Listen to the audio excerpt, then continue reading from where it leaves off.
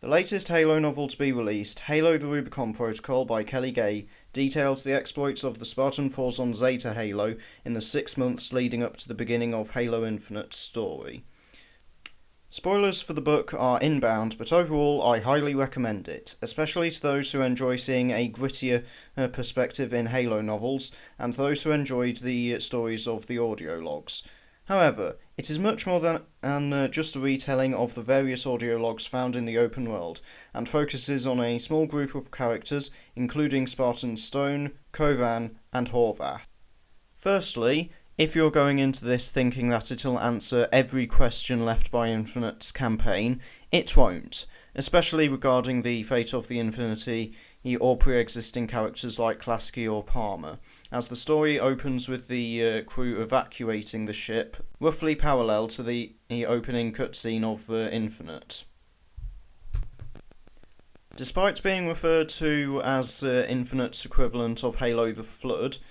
the Rubicon Protocol only takes a few scenes directly from the audio log in favour of focusing on a small crew of survivors. Two of said characters are the medic Lucas Browning from the Prisoner set of audio logs in the campaign, and Murphy, who last appeared in the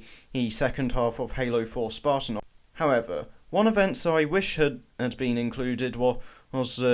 Spartan Griffin's mission to take out Escharum, as it was one of the most crucial points in the Battle of Zeta Halo, and directly resulted in the Banished attack on the Reverie, which was one of the best sequences in the book. Despite being on the front cover, Horvath's story only makes up a few chapters before he meets up with the boat crew in the final act, although he still had an interesting story of trying to escape a slowly degrading ring fragment on a sentinel with a Bloodstar brute called Gorion in the first act, which I did not expect prior to the release of the 3 previews put out by 343. Instead, Spartan Kovan is the primary focus, which I very much enjoyed, as she was well on her way to becoming my favourite at Spartan 4 even after her introduction in Infinite, and this novel solidified that sentiment. Along with this, I enjoyed the way that, despite being super soldiers, Spartans still have their own weaknesses in certain situations, especially as throughout the novel, long-term damage to their armour ends up putting themselves or others at risk, such as Stone losing her motion tracker,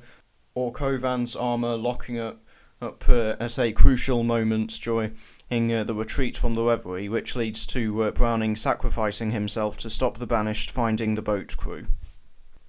Rubicon Protocol starts with the chaotic landing of UNSC forces on Zeta Halo in various ways after abandoning the Infinity, and the fighting that took place before the fragmentation of the ring, with the action following Kovan, Stone, and a handful of survivors from 1 or 2 escape pods.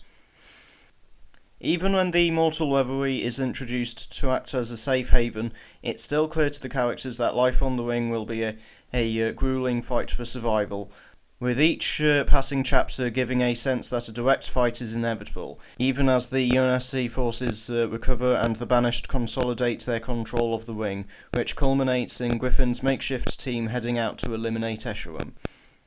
After this, the chapters that cover the assault on the Reverie from preparation to retreat do a great job at visualising the conflict and how desperate it was for the UNSC, or as they fought to maintain the small foothold they had on the ring until forced to either retreat or be herded off one of the ring's fractures. Towards the end of the book, Kovan's group and Horvath, with the help of a sub-monitor, confront despondent Pyre in the conservatory and inform her of the Harbinger's release, before setting out to use a nearby beam tower to send the location of Zeta Halo to UNSC space, even though it still isn't revealed to the reader where Zeta Halo currently is. The inevitable battle is smaller scale but no less significant, with the 2 remaining Spartans being forcibly scattered from each other. During this battle, I was surprised by Murphy's death, even though he had been a background character that last appeared almost a decade ago, as he dived in front of a burst of plasma fire to make sure the mission succeeded rather than to protect another character.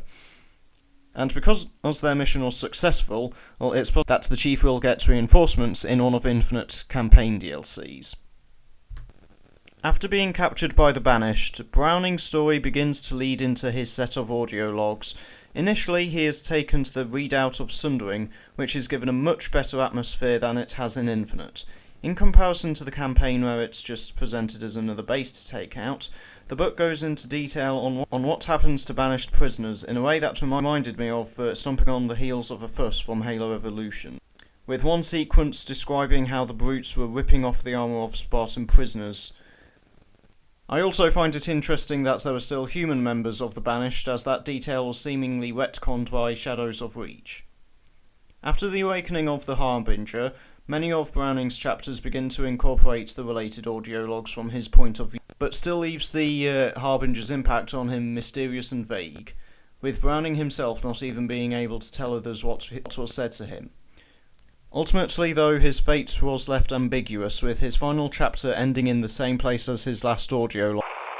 But plans change. We are returning. And the remaining members of Kovan's group setting out to rescue him from the tower. Once again, I highly recommend this book. Although it remains true to 343's statement that it wouldn't be required reading for Infinite, apart from on possibly the last few chapters, Halo the Rubicon Protocol enriches the campaign and the stories told in its background, and with details such as Stone's last stand against Jaeger Radomni. I look forward to seeing what happens to the surviving characters next, either in another novel or teaming up with Master Chief in Infinite. Thank you for watching this video, I hope you enjoyed. If you did, feel free to subscribe because I have much more content like this planned for the near future for stuff such as Halo, Star Wars and Mass Effect.